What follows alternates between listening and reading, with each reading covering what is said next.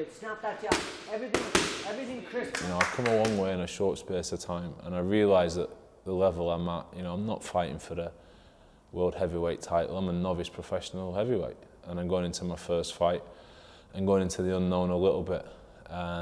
So to start saying I'm going to do this and I'm going to do that, I think it'd be wrong at this stage.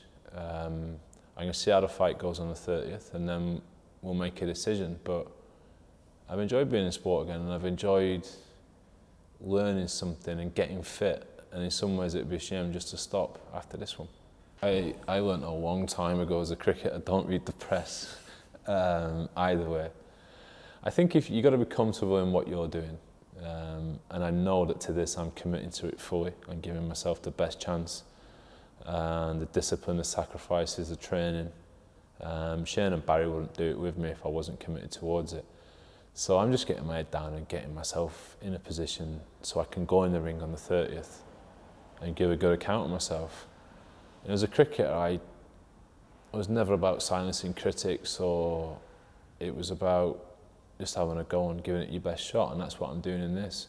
And I appreciate people who have conflicting opinions, and that's fine. You know, if someone comes into a sport, I'd probably be the same with cricket. You want to be protected, but hopefully people will see at the end of it that it's not going to be to the detriment of boxing.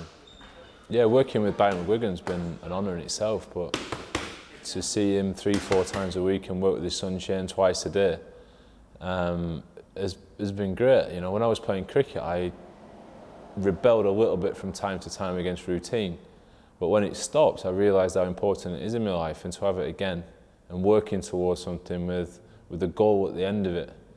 It has been hard at times, granted, but you know, the best things are usually the hardest, so I'm hoping that's going to be the case on the 30th of November. It's, I don't know if scary is the right word. I think you do face your fears a little bit. You know, it does take some guts to walk through the ropes and get in the ring for the first time and have a sparring session and do sparring sessions regular. I've had Barry at my side and Shane at my side talking me through it and drawing on their experience and their knowledge. I've had the likes of Sugar Ray Leonard come down the gym, Mike Tyson, who was talk to me about the fear aspect and the emotional aspect which is involved in boxing, and it's all about using the emotions and using the apprehension or using the nerves to your advantage and not letting them consume you. What's harder, boxing or cricket? I think the past 4.5 months have possibly been the hardest I've ever had. You know, with the cricket, I did it since I was 6. It was a natural thing to do. And I think when you do something as a kid, you know where you are, but you've got experiences to draw back on. With the boxing, you know, at 34 going into it has been tough. The diet, the discipline, the training, getting punched. I think it has been harder. You know, in the grand scheme of sport, I suppose, you know, you get the chance to play in the Ashes and represent your country in a sport at the highest level. So publicly, obviously, that's a far bigger thing.